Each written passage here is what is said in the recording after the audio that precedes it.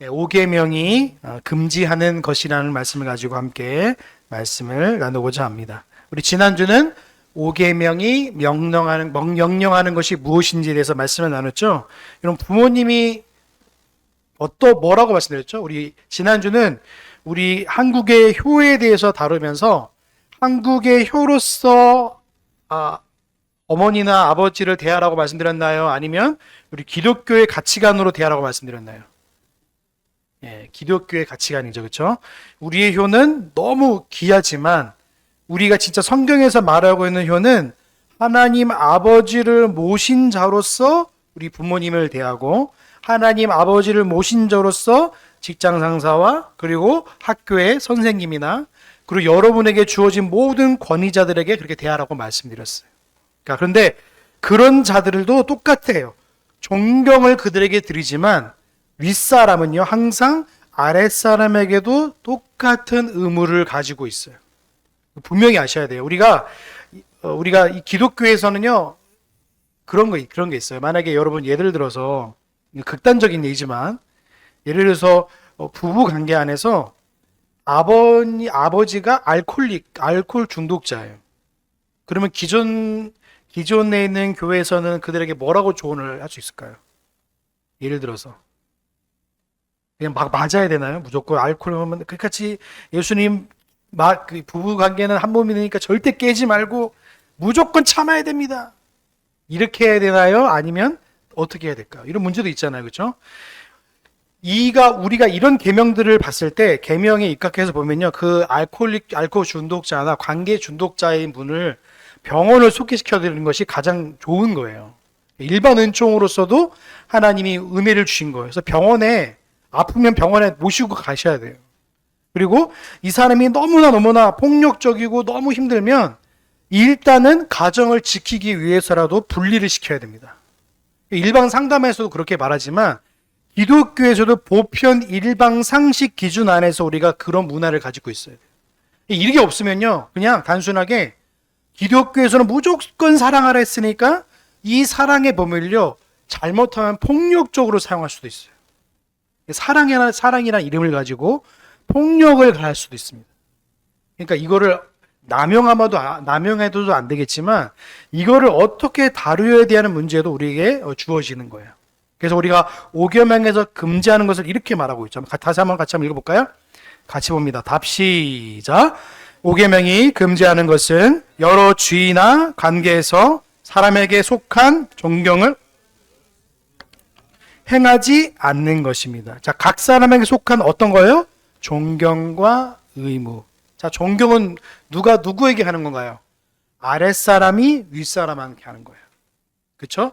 하나님께서는 모든 권위와 질서들을 허락하셨다고 제가 지난번에 말씀드렸잖아요. 하나님이 모든 권위와 질서들을 하나님께서 허락해 주셨어요. 그래서 여러분 학생들은 선생님에게 순종하고 존경을 드려야 돼요. 예전에는 이게 가능했어요. 예전에는 너무 엄하게 하다 보니까 강제적인 존경을 가했단 말이죠. 근데 오늘날에는 너무 존경이 없어서 문제가 되기도 하는 거예요. 그러니까 우리가 마땅히 권위자로 세운 가정에서는 부모님, 그리고 학교에서는 선생님, 교회에서는 목사님, 그리고 여러분 국가 지도자들에게도 마찬가지인 거예요. 근데 반대로 이런 경우도 있어요. 지도자들이나 하나님이 각 권위에게 질서를 통해 권위를 주셨는데 그 권위를 남용하면 어떻게 될까요? 저항의 정신도 있어요. 5계명은요 단순히 순종하라는 의무도 있지만 그 의무를 지키지 않았을 때의 저항의 의무도 있어요. 이게 무슨 말이냐면 너무 갑질하거나 너무 그러면요 여러분 진정서를 넣으셔도 됩니다. 위로가 되시나요?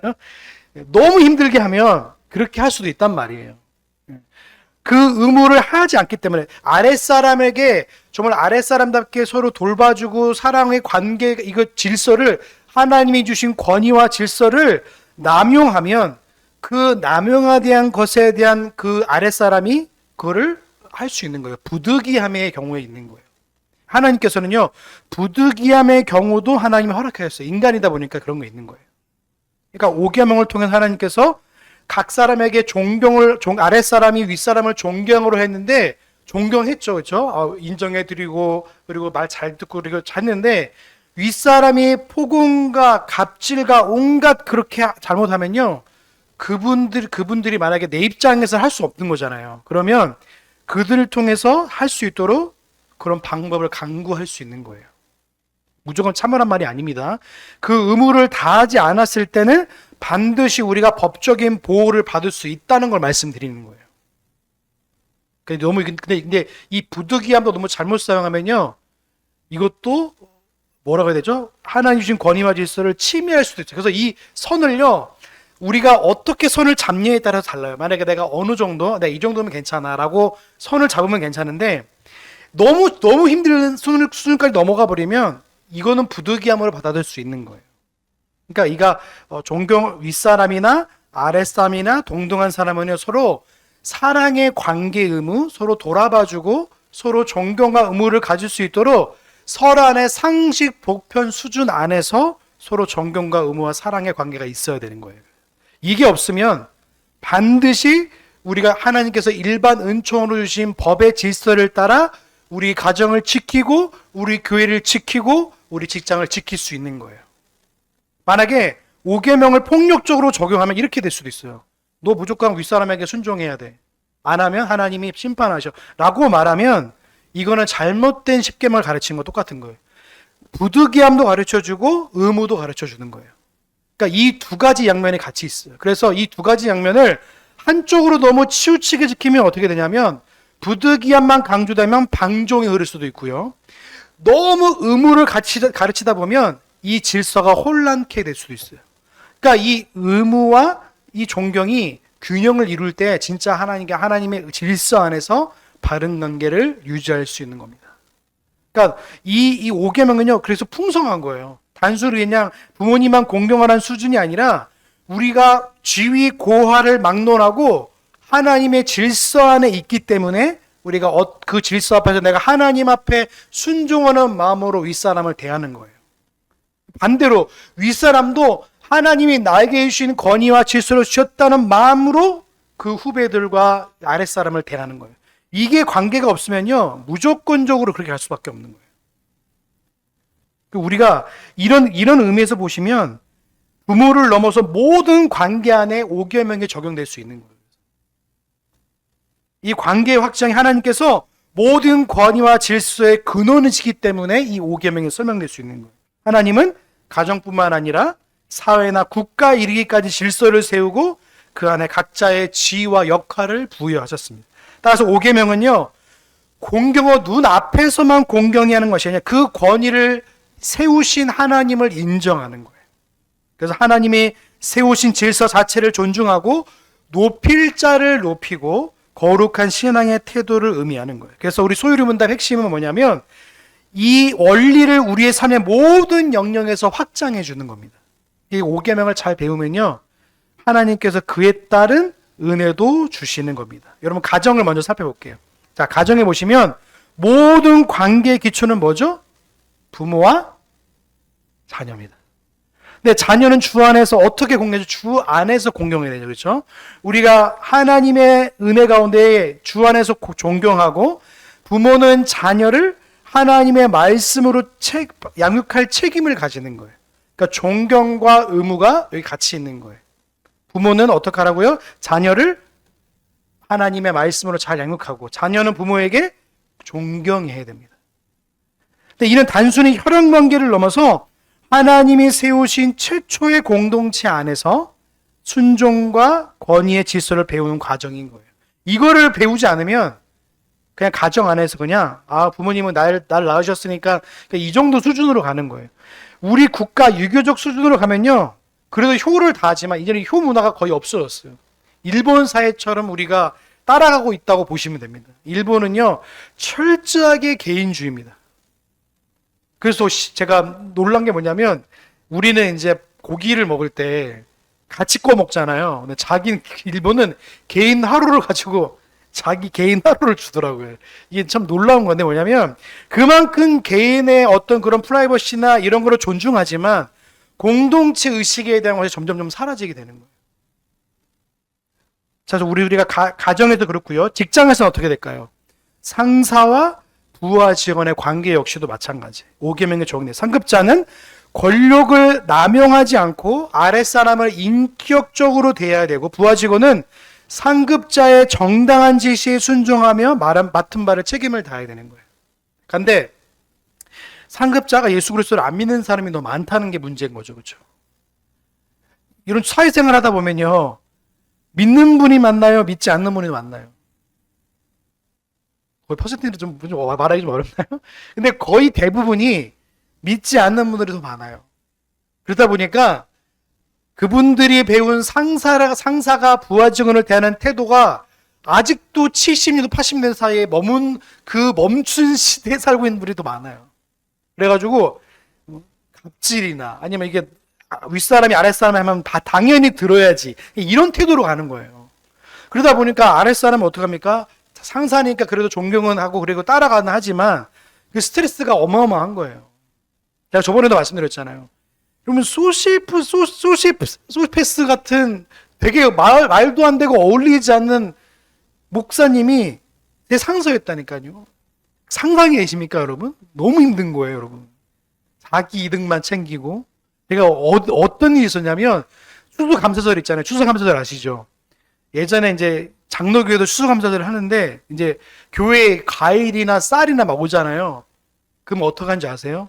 저는 엘리 같았어요, 엘리. 아, 이분이 진짜 엘리 같다. 이 가져와서 자기 집에다 다 옮겨놓으라는 거예요. 부교육자들 보고. 쌀 옮기고 과일 옮기는데 제가 너무 현타가 온 거예요. 이게 뭐지? 이거 연약한 사람을 나누고 교회에서 어려운 분들 나눠주고 이렇게 하는 게 아닌가? 근데 담임 목사님 집에 다 갖다 놓는 거죠. 그걸 보면서 너무 충격을 받았어요. 그러면서 우리 이제 부교육자한테 미안하니까 사과 하나 달랑 주고 이런 식으로, 이게 얼마나 부득이하고 얼마나 황당합니까? 그러니까 이런 일들이 비일비재하는 거야. 교회 하필이면 교회도 그런데 사회는 더 그런 거죠. 사회는요, 갑질하는 사람이 얼마나 많은지 몰라요. 그러니까 그 힘을 믿고 내가 어떤 기업에 그래서 제가 어떤 이야기도 들었냐면, 이제 대기업 부장이 아직 30대 후반인 거예요. 그리고 이 하청업자 사장님이 그 사람보다 나이가 50대, 60대인 거예요. 근데 하청업자 사장님이 그 사람한테 굽신굽신거리는 거예요. 왜요? 이 사람한테 물건을 받아서 하청업자 입장이니까 이 사람한테 물건을 받아야 되고 어떻게 수주를 받아야 되니까 그 앞에서 어떻게 할 수가 없는 거예요. 이런 말도 안 되는 일들이 지금 세상에 많이 벌어지고 있다니까요. 근데 이런 일들 입장에서 우리는 어떻게 하나님 나라의 원리를 가지고 이들을 대하고 어떤 태도를 가지는 데 문제가 생기는 거예요. 여러분, 직장 상사에 대한 부분도 아까 마찬가지로 부득이에 대한 부분은 너무 남용해도 문제지만 이런 부분들에 대한 부분도 우리 인격적으로 이걸 대하기 굉장히 어려울 때도 있어요. 그래서 막 시험에 올 때도 있고, 이걸 어떻게 할까? 그래서 제가 저번에도 이제 말씀드렸지만 저도 직장 생활 한번 해봤거든요. 마음에 드는 사람이 없어요. 너무 안타까운 게 뭐냐면 나 같은 사람이 있는데 나 같은 사람이 잘 없는 거예요. 그러니까 윗사람이 자꾸 이제 심지어 이제 요즘 말로 하면 갈구는 거죠. 계속 군대 말로 너 이거 안 했어 해서 꼬투리를 잡는 거죠. 그래서 계속 힘들게 하는 거예요, 이 사람을. 근데 이 사람도 똑같이 윗사람들 그렇게 배운 거예요. 군대 문화처럼 마치 사회생활이 그렇게 지금 시스템이 가고 있는 거예요. 밑에서 까는 것처럼. 근데 우리는요, 그 부하 직원으로서 이 사람을요, 무조건 뭐 그렇게 쳐내려고 또 쳐낼 수 없는 게 뭐냐면 또 이 사람이 또 어디로 연결되냐면 또 라인을 타가지고 어느 라인으로 잡아가지고 이 직장 생활하면요, 얼마나 힘든지 몰라요. 이 부장 라인을 통해서 또 어느 라인에 줄을 쓰고 막 이런 게 머리가 너무 아픈 거예요. 그럼 이 사람한테 줄을 잘 쓰냐 막 이런 게 해가지고 너무 힘든 겁니다. 근데 우리가 하나님께서 이 권위자에게 이 힘을 주고 질서를 주신 것에 대해서 우리가 순종하는 것이지 그 사람이 뭐 잘났건 나빴건 이런 건 상관하지 않는 거예요. 하나님이 그 자리에 그 사람을 세우셨다는 것에 대한 인정이지 이 사람이 어떤 인격적으로나 이런 걸 바라보지 않는 거예요. 그것도 우리 하나님 나라에서 그 원리를 가지고 살아가는 직장인으로서, 삶을 살아가는 사람으로서 내가 어떤 마음을 가지고 내가 직장 생활을 하고 삶을 살아갈 때에 내가 이 권위자를 단순히 그냥 내 직장 상선을 바라보는 게 아니라 하나님이 권위자로 이 사람을 세우셨다는 것에 대한 인정인 거예요. 근데 너무 이 사람이 너무 인격적으로 그렇고 너무 일 외에 다른 것을 부득이함으로 시킨다면 반드시 우리는 그것에 대해서 법적인 보호를 받을 수 있는 거예요. 근데 그렇다고 막 이게 싱글한 게 아니라 너무 그렇게 해야 된다면 분명히 그런 법적인 보호도 받을 수 있다는 걸 말씀드리는 겁니다. 자, 교회는 어떨까요? 교회는 목회자와 성도 관계가 더 특별한 차원을 가집니다. 이 장로 제도의 원리를 따라서 목사는 말씀을 전하고 성도는 다스리는 영적인 권위를 갖습니다. 그러니까 성도는 이 권위에 복종하고 그러나 동시에 우리 모두 하나님 앞에 동등한 지체로서 평등한 관계에 있는 거예요. 그래서 구원론적으로서는 우리는 모두 다 평등하지만 교회론적에서 보면 좀 다른 의미를 가지고 있는 겁니다. 그래서 우리 수직과 수평적 관계의 신비로운 조화 속에 교회가 이렇게 있다는 걸 말씀드린 겁니다. 국가는 어떨까요? 국가는 통치자와 국민 사이에 하나님이 세우신 질서를 우리가 받는 거예요. 자, 이상적인 국가는 뭘까요? 교회를 보호하고 공의를 실현할 책임이 있는 거예요. 그러니까 비록 역사 속에서 그런 국가는 굉장히 드물었습니다. 이런 국가와 종교가 합해지면 어떻게 되는지 제가 말씀드렸죠. 국가와 종교가 합해지면 어떻게 될까요? 그러면 국가 위에 종교가 쓰려고 합니다. 그래가지고 그 위에 모든 것을 좌지우지하려고 그래요. 하나님의 이름을 함부로 사용할 수 있습니다. 왜? 사람이다 보니까 그런 거예요. 그래서 그 아비뇽 사건 혹시 아시죠? 그래서 여러분 당시에는요 교황이 2명 있는 거예요. 그러니까 이 사람한테 무릎을 꿇어야 왕이 막 머리가 아픈 거예요. 그러니까 더 힘이 있는 교황 앞에 왕이 무릎을 꿇는 거예요. 그러니까 이런 권세를 가졌기 때문에 국가를 교황이 막 좌지우지 할 수 있었던 거예요. 그래서 교황이요 심지어는 이런 십자군 전쟁도 결국에는요 그러한 일들로 해서 막 일으키고 막 그렇게 하게 되는 거예요. 국가 종교는요 반드시 견제와 보호가 같이 가야 되는 거예요. 그러니까 상호 종교 분리의 원칙은 제가 저번에도 말씀드렸지만 서로 견제와 조화를 같이 이루어가지 않으면요 그냥 먼 산 보듯이 볼 수도 있는 거예요. 서로 조언도 해주고 그런 관계에 있어야 됩니다. 건강한 관계에 있는 거예요. 그래서 교회의 핵심 관계는 국가가 교회를 공격하지 않는 한 교회는 국가를 위해서 위정자들을 위해서 기도해야 되는 거예요. 그리고 그리스도인은 국가의 일원으로서 자신의 책무를 다해야 됩니다. 그래서 근데 여러분 우리와 또 그 여호와의 증인의 다른 점이 뭘까요? 여호와의 증인이요 군대를 안 보냅니다. 왜 그럴까요? 총을 들면 안 된다고 그러는 거예요. 그래서 국가에 그래서 군인으로 하면 전쟁을 하니까 하나님이 싫어한다고 하니까 안 보내는 거예요. 수혈도 안 하고. 근데 우리는 어떻습니까? 하나님께서 국가를 세우셨기 때문에 이 군대 또한 하나님께서 세우셨고 국가를 세우시는 필요한 것 때문에 군대에 가고 그렇게 하게 되는 거예요. 이런 것도 있는 거죠. 그래서 5계명의 원리를 모든 사회적 관계 안에서 적용하는 것은요 눈에 보이는 사람을 넘어서 그 권위의 근원이신 하나님을 인정하는 신앙의 고백이에요. 그러나 만약 하나님이 세우신 그 권위가 도리어 하나님의 법을 정면으로 거스르면 어떻게 될까요? 우리는 하나님이 세우신 질서를 존중하는 거룩한 원칙은요 우리에게 단순한 순종을 넘어서 그리스도의 이중적인 책임을 요구하는 차원으로 우리를 이끌어가는 거예요. 그래서 순종과 저항의 원칙이 있는 거예요. 뭐라고요? 순종과 저항의 원칙이 있어요. 그래서 그리스도의 삶은요 긴장 속에서 거룩한 균형을 잡아야 돼요.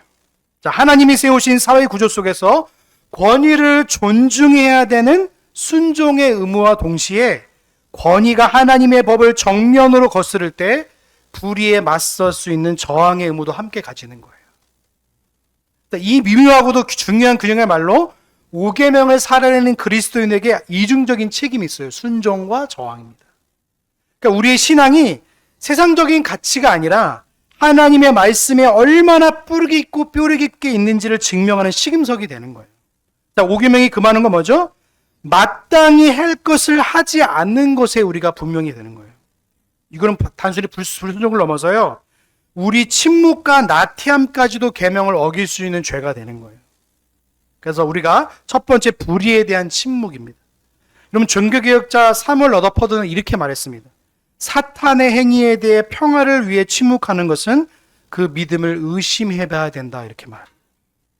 여러분, 잘못된 것을 보고도 그냥 안위를 위해서 입을 닫는 것은 악에 동조하는 행위이고 마땅히 해야 할 그리스도의 책임을 버버리는 소극적 불순종인 거예요. 둘째는 뭐냐면 마땅히 감당해야 할 자신의 의무를 게을리하는 것입니다. 그러니까 하나님을 예배하고 기도하며 말씀을 공부하는 신앙적 의무를 스스로 저버리는 것은 우리에게 생명과 구원의 권위를 주신 하나님을 공경하지 않는 태도가 되는 거예요. 그러니까 이처럼 마땅히 해야 할 일을 하지 않는 죄는 우리의 삶의 모든 영역에서 스며들어 있어요. 그래서 이처럼 작은 권위조차도 남용하기 쉬운 것이 우리 인간인 거예요. 우리에게 권위가 주어지면요, 그 권위를 하나님이 주셨다는 것으로 믿고 우리가 삶을 살아가고 삶을 행동해야 되는데, 이것을 자꾸 나의 관점에서 생각해 보면 그 권력을 남용할 수밖에 없는 거예요. 제가 뉴스를 보니까 지금 뉴욕 시장이 누가 됐냐면 이슬람 그 사람이 됐더라고요. 그렇죠? 그래서 이렇게 말하더라고요. 우리는 여태까지 이스라엘이 하고 있는 모든 것들을 거부합니다. 이렇게 이런 걸 말을 하고 있더라고요.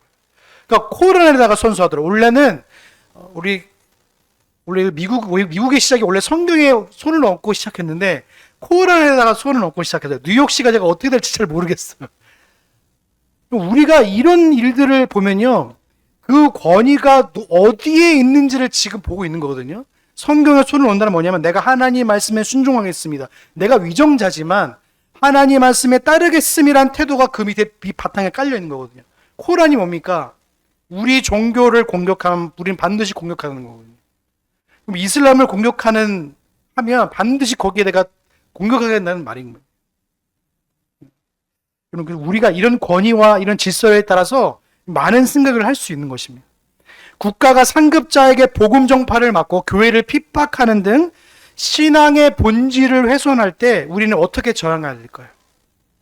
칼빈은요, 동료들이랑 이 순교를 했거든요. 왜냐하면 카톨릭 왕이 되면 카톨릭을 따르지 않는 종교개혁 청교도들, 특별히 장로교 성도들을요, 얼마나 핍박했는지 몰라요. 또 어떤 사람은 성경의 왕이 있으면 또 그 장로교의 사람들을 핍박하는, 왜냐하면 자기 말들을 안 듣거든요. 왕이 교회의 권세 위에 있는 게 성공회입니다. 오늘날 WCC의 이론 중에 하나예요. 감리교, 성공회, 그리고 통합측교단. 근데 칼빈은 총칼을 들기 전에 뭘 했냐면 펜을 들었습니다. 목숨을 걸고 펜을 들어서 프랑스 왕에게 잘못을 지적하고 하나님의 공의를 선포했습니다. 그게 뭐냐면 기독교 강호입니다. 그거를 왕에게 헌사했어요. 왕이시여, 이걸 보십시오. 여러분, 그래서 기독교 강호 첫 편에 보시면 제가 그것도 나중에 다루게 될 텐데 왕에게 쓴 편지가 있어. 그 왕의 쓴 편지를 잘 보시면요, 왕을 돌려 까는 거예요. 왕이시여, 하나님이 세우신 왕인데 왕은 왜 카톨릭 신자들만 보호하고 왜 우리 장로교 신자들에게 핍박을 가합니까? 라고 편지를 쓰고 저항의 정신을 폈던 겁니다. 오늘날 우리에게, 여러분, SNS를 통해서 진리를 알고 투표를 적극적으로 참여하는 건 뭐예요? 우리 신앙적 가치관을 표현하는 다양한 저항의 방법이 있습니다. 특별히 여러분, 투표 굉장히 중요합니다. 내년에 투표 아시죠?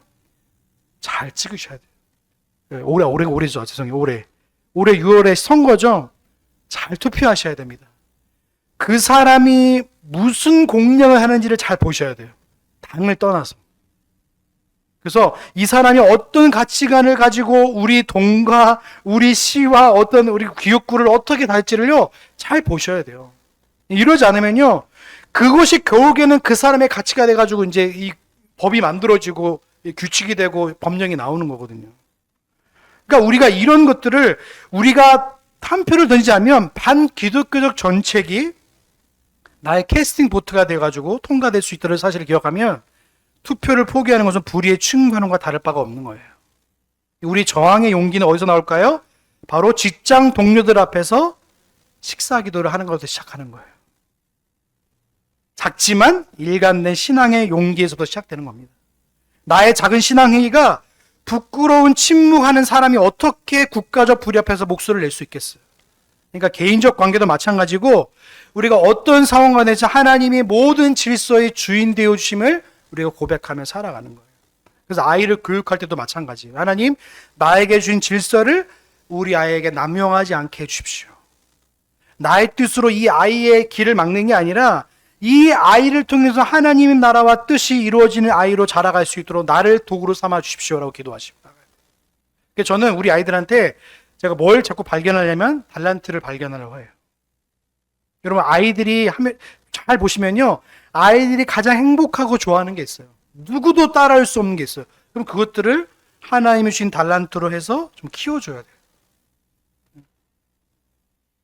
그러니까 우리가 이런 것에 있어서 보면 부모님이 만약에 교회 출석을 반대하면 어떻게 될까요? 우리는 부모님을 공경하되 하나님에 대해 순종이 더 상위적인 가치임을 알기 때문에 지혜롭고 신앙을 지켜갈 수 있도록 우리가 기도해야 되고 순종해야 되는 거예요.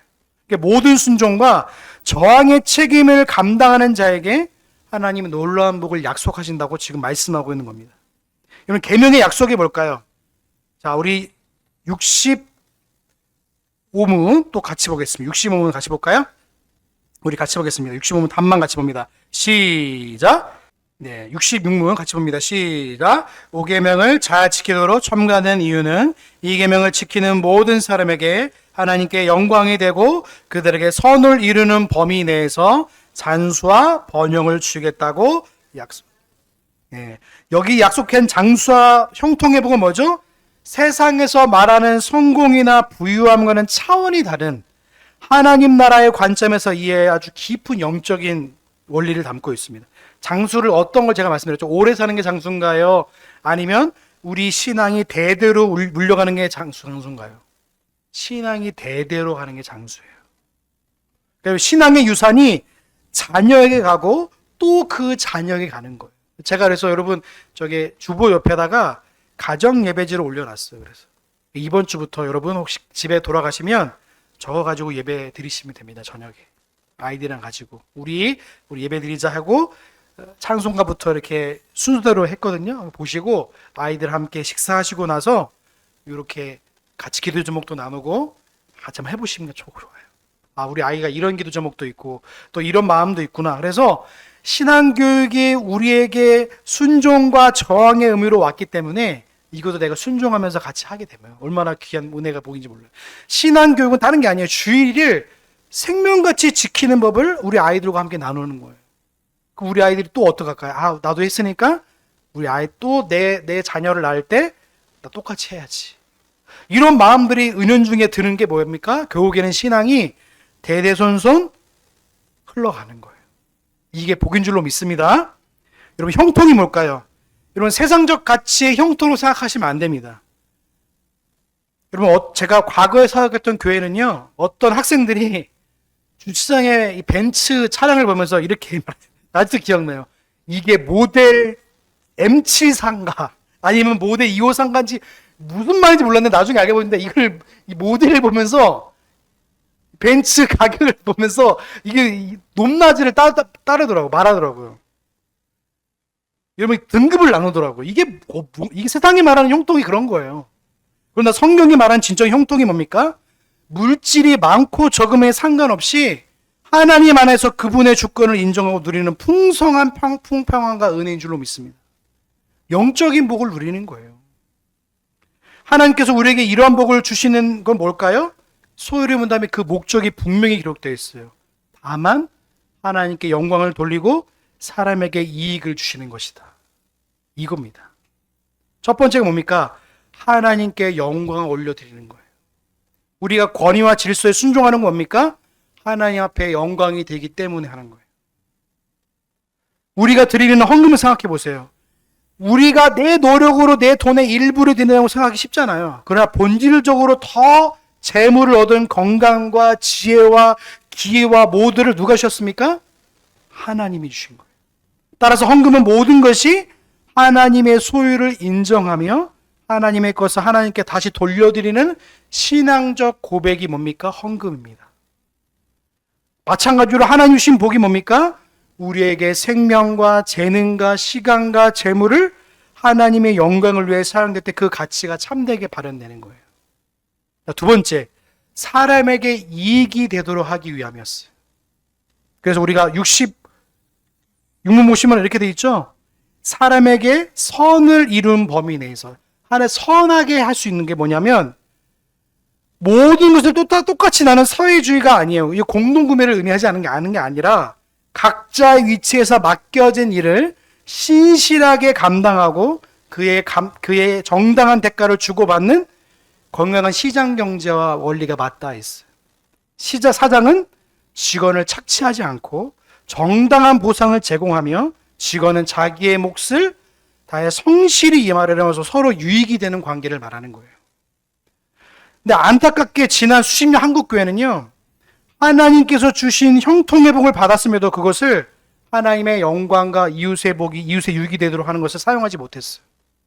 그러니까 그 결과 교회의 본질을 잃어버리고 사회적 신뢰를 상실하는 깊은 위기를 맞이하게 됐습니다. 이제 우리는 이 계명과 약속과 목적을 다시 붙들어야 될 줄로 믿습니다. 5계명은요, 단순한 효도를 넘어서요, 가정과 직장과 교회와 국가를 향한 하나님의 거룩한 부르심을 확인해야 될 줄로 믿습니다.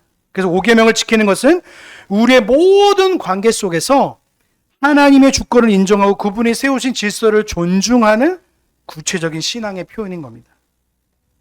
그러니 말씀 마치면서 각자의 삶의 자리에서 5계명을 살아내기 위한 결단을 제가 말씀드릴게요. 첫 번째 뭐냐면 신앙의 공적인 표현입니다. 여러분 직장 동료들과 학교 친구들과 식사하는 자리에서 여러분이 신앙인을 부끄러워하지 말고 작은 용기를 한번 내보시기 바랍니다. 직장 내에서 한번 기도해 보시는 거 눈 감고. 이게 신앙의 시작인 거예요. 내가 그리스도임을 자랑스럽게 드러낼 때 세상은 우리를 통해 하나님을 보게 될 것입니다. 그러면 우리는 어떻게 될까요? 그때부터 그리스도인답게 살아가려고 여러분 힘을 내겠죠. 두 번째는 뭐냐면 분별력 있는 사회 참여입니다. 여러분 정치적 이념이나 개인의 이익이 아니라 하나님의 말씀을 기준을 통해 사회 문제를 분별하는 거예요. 동성애 문제나 국가의 정책의 결정 속에서도요, 하나님의 공의가 무엇인지 기도하고 투표와 같은 책임 있는 행동으로 우리 신앙을 표현하는 거예요. 그래서 여러분 만약에 집에 이렇게 만약에 선거 문구가 오잖아요. 한번 잘 읽어보세요. 이 사람이 과연 정당 보지 마시고 사람 자체가 뭐 어떤 정치를 가지고 우리 구와 우리 시와 우리 동을 어떻게 하는지를 보셔야 되죠. 그러면 답이 나오는 거죠. 어떤 가치를 가지고. 그래도 기독교 가치관과 유사한 사람을 뽑는 게 중요한 것 같아요. 그래서 어떤 사람은요, 이거를 아주 멀리 따여놓은 사람도 있어요. 그러니까 여러분 최소한도 우리 효송동이나 아니면 우리 계양구나 이럴 때 어떻게 어떤 가치를 가진 사람들이 나오는지를 잘 보셔야 돼요. 제가 정당을 뽑으란 말이 아닙니다. 사람이 어떤 그 사람이 가지고 있는 정책들을 잘 보셔야 돼요. 그 사회적 책임이 우리에게 있는 거예요. 그래서 5계명을 배우면요, 이렇게 우리가 정치적으로도 우리가 어떤 생각을 가지고 하나님 주신 권위와 질서를 어떻게 다루는지를요, 우리가 국가의 시민으로서 그들을 볼 수 있는 거예요. 이게 없으면 그냥 아무렇게 해도 돼. 내가 좋아하는 당 뽑을 거야. 이게 아니라 이 사람이 어떤 시각과 관점을 가지고 정치를 펴내는지를 그 당의 당리당략이나 아니면 그걸 보면 볼 수 있어요. 쫙 나와요. 오늘 우리는 뭐 할 겁니다. 이렇게 나오잖아요. 그러면 이 계양구의 재정을 가지고 어떤 일에 사용하겠습니다. 이게 나오잖아요. 단순히 교육이고 뭐 이걸 떠나서요, 어떤 가치를 통해 이렇게 나아갈 건지를 볼 수 있는 거예요. 그러니까 우리가 이런 문제에 있어서도 우리가 5계명을 통해서 볼 수 있는 거예요. 미래 세대에게 잘 보셔야 돼요. 여러분 로마 카톨릭은요, 교리들을 철저하게 교육합니다. 그러면 새신자 교육이 1년입니다. 1년 하실 수 있겠어요, 여러분? 새신자 교육이 1년이에요. 그래서 여러분 성당 앞에 오시면 예배신자 모집합니다고 여러분 플랜카드를 걸어 놓는 거예요. 예배신자 모집합니다. 그러면 예배신자 교육 들어가잖아요. 그러면 신부님이 붙어가지고 1년을 교육합니다. 그리고 그 사람들 다 불러 모아가지고 나중에 이제 신자 되면요, 다 축복하게 만들어요. 제7일 안식 재림교는요, 자신들의 영어 교재에다가 교리를 녹여내가지고 아이들을 가르쳐요. 그래서 영어 잘하는 아주 잘생긴 사람들이 붙습니다. 그래서 그 정장을 딱 입고 나타나가지고 헬로 해가지고 와요. 키도 막 2m 넘는 것 같아. 걔네들이 와가지고 영어 가르쳐준다. 그리고 영어 배우면요, 자기 교리들을 영어 교재에다가 넣어 놓습니다. 가르쳐요. 그럼 처음에는 좋다. 원어민이 나를 가르치기 너무 좋다. 한국말도 한 번씩 하거든요. 너무 좋잖아요. 영어 선생님이 나한테 1대1 해준대. 얼마나 좋아요. 근데 잘 들어오면 제7일 안식교 교리가 잘 들어가 있어요. 영어 교재. 그러면 이제 신자가 되는 거예요. 그렇게. 근데 우리는 어떻게 됐습니까? 우리 어릴 때부터요, 하나님 말씀을 잘 가르쳐야 됩니다. 그래서 여러분, 신앙교육으로 잘 가르치고, 가정에서부터 교리문답을 부모와 자녀가 가르치고 나눠야 할 책임이 있는 거예요. 그래서 한국 교회는요, 신앙교육이 달려 있어요. 그래서 여러분, 가정에서부터 신앙을 잘 배우시고 가르쳐야 될 줄로 믿습니다. 그래서 우리 아이들에게도요, 부모님, 선생님 말씀을 잘 들으라고 5계명을 기준으로 가르치셔야 돼요. 5계명은 하나님이 주신 권위와 질서인데 선생님에게 너희 위에 권세를 주셨어. 부모 선생님 말씀 잘 따라가. 근데 선생님이 네가 들었을 때 이상한 말이나 하면요, 거기에서 반드시 저항의 정신도 같이 가르쳐 주셔야 돼요. 만약 선생님 말에 이상한 가치를 가르친다? 그러면 분명히 말씀하셔야 돼요. 여러분, 그래서 우리는 창조론이라 하면 안 됩니다. 우리는 창조예요, 창조. 아셨죠? 진화론이고 우리는 창조예요. 창조론이 뭐냐면, 창조론은 그냥 창조도 하나의 어떤 가치고 어떤 그런 교육이라고 말하는 거지, 하나님이 하신 모든 것들을 만드셨다는 것에 대한 하나의 부류로 보고 있는 거예요. 창조론이 아닙니다. 하나님이 모든 것을 만드신 걸 믿는 거예요. 이 가치관을 가지고 다른 사람을 교육하고 가는 거예요. 여러분, 꼭 여러분 위에 세우는 권위와 질서에 잘 순종하시기 바랍니다. 단, 그 사람이 잘못되게 하면 거기에 저항할 수 있는 거예요. 그래서 우리가 순종과 저항의 가치가요, 10계명 전반에 흐르는 거예요. 그래서 4계명에 보시면 부득이함이 있기 때문에 혹시라도 주일날 너무 몸이 안 좋거나, 주일날 만약에 예를 들어서 국가 공무원이라면 주일에 다른 날로 예배할 수 있도록 배려할 수 있는 거예요. 그래서 그런 부분에 따르면 부득이함이 따라가는 거죠. 저항의 정신이 부득이함이라는 정신과 똑같은 말이거든요. 이게 따라가는 거예요. 근데 이 부득이함이 자꾸만 가면 문제가 될 수도 있어요. 그래서 이거는 웬만하면 사용하면 안 되지만, 정말로 하나님의 입장에서 우리가 건강한 보편 상식 수준 안에서 아니다 싶으면 저항의 정신을 발휘할 수 있는 것입니다.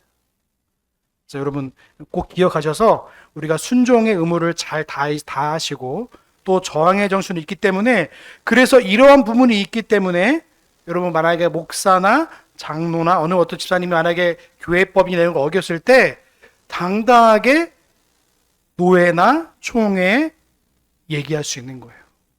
이거를 사회법으로 가지 않는 이유는 뭐냐면, 믿음을 가진 사람이기 때문에 우리의 믿음의 사람들끼리 이것들을 우리가 해결하겠습니다, 우리가 이거를 가지고 문제를 하겠습니다 하는 것을 가지고 있기 때문에 믿음의 법칙으로 하는 건데, 이건데 사람들은 이걸 모르니까 교회의 문제를 다 어디로 가져가냐면 다 사회법으로 다 가져가는 거예요.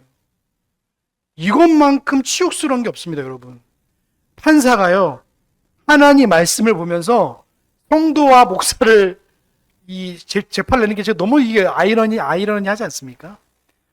꼭 기억하십시오. 우리 믿음의 법칙들을 잘 세워나가면요, 이런 것들을 우리가 어떤 생각과 판단을 가지고 할 수 있는지를요, 기준이 생기는 거예요. 꼭 기억하십시오. 순종과 저항의 정신을 같이 가지고 있는 거예요. 그래서 이거는 동전의 양면 같은 거예요. 예전에 한 가지만 말씀드리고 말씀 마치겠습니다. 예전에 그 스위스 교회에서 전쟁이 났어요.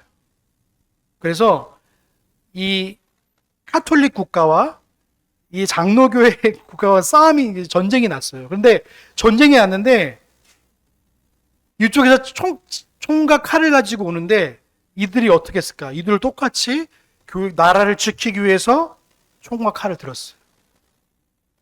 한 명의 시민으로서 저항으로서 든 거예요. 그럼 국가가 만약에 위험하면요, 우리가 그거 동참할 수 있는 거예요. 국가도 하나님 세우셨기 때문에, 보호할 수 있기 때문에. 그래서 군대라는 것이, 그래서 하나님의 입장에 보면 이것도 정당하고서 세울 수 있는 거예요. 그래서 여러분 미국에 보시면, 그래서 자기 가정을 지키라고 총을 허용해 준 겁니다. 만약 우리가 같았으면 진짜 난리 났을 텐데, 그 나라 자체가, 미국이라는 국가 자체가요, 너희 집은 네가 지켜라라는 그런 기준을 줬기 때문에 총을 그에게 허락한 거예요. 그래서 미국 시민권을 가지면 총을 쌀 수 있는 권리도 함께 주는 거예요. 그래서 니네 집은 네가 지켜라는 겁니다. 그게 안 되면 주 방위군이 와서 지키는 거예요. 그 출동하게 되는 거예요. 여러분 꼭 기억하십시오. 이 하나님이 주신 권위와 질서들을요, 남에게도 문제고요, 그리고 잘 하지 않아도 문제가 되는 거예요. 그래서 5계명이 분명히 말하고 있는 것입니다. 그렇죠? 그래서 윗사람이나 아랫사람이나 같은 동료 사람들이요, 그 보편 상식 기준 안에서 우리가 어떤 권위와 질서를 따라서 순종하고 저항하는지를요, 잘 살펴보셔야 됩니다. 기독교인이요, 한쪽만 너무 가져가면도 문제가 될 수 있어요. 저항만 하면 어떻게 될까요? 그냥 완전히 그냥 이상한 사람으로 찍힐 수도 있습니다. 맨날 신고하고 맨날 진정성 놓고 이러면 그 사람의 문제는 사람이 이때 있어요. 그러니까 여러분 이것들을 잘 활용하셔서요, 지혜롭게 하셔야 됩니다. 그래서 여러분 하나님 권위와 질서들을 여러분 직장과 가정과 교회와 사회에서 잘 활용하셔서 하나님 앞에 세우신 권위와 질서들을 잘 다뤄 나가시는 저와 여러분의 삶이 되시길 주의 이름으로 소망합니다. 기도하겠습니다. 사랑의 하나님 감사합니다. 오늘 5계명이 그 많은 것에 대해서 말씀을 나누었습니다. 하나님께서 우리에게 주신 지위와 관계 안에서 각 사람에게 주신 존경과 의무를 따라서 순종과 정의 정신을 따라서 살아야 됨을 배웠습니다. 아버지 하나님, 우리 성도들 한 분 한 분 지켜주시고 인도하여 주셔서 가정에서나 사회에서나 또 직장에서나 가정에서나 하나님의 말씀이 주인 되어 주시고, 또 각자의 삶 속에서 내가 윗사람인가 아랫사람인지를 돌아보게 하여 주셔서 그 권위에 순종하게 하시고, 또 그 권위를 남용하지 아니하도록 하나님께서 은혜 위에 은혜를 더하여 주시옵소서. 아버지, 또 귀한 예물 드린 손길들이 있습니다. 기억하여 주시고 하나님께서 기쁨으로 하나님 사용하여 주셔서 하나님 나라의 의를 위해 사용할 때마다 주께 더하신 은혜가 넘쳐날 수 있도록 함께하여 주시옵소서. 감사 영광 올려드리오며 우리를 구원하신 예수님의 이름으로 감사하며 기도하옵나이다.